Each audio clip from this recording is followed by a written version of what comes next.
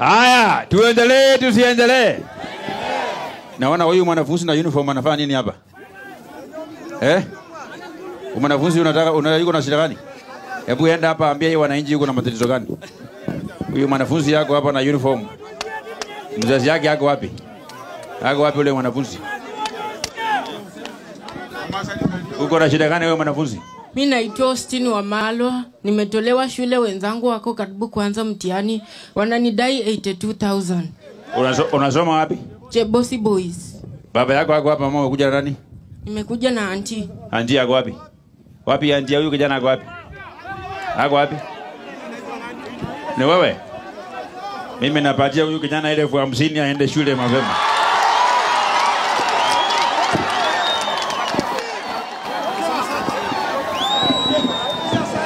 Asante sana mheshimiwa.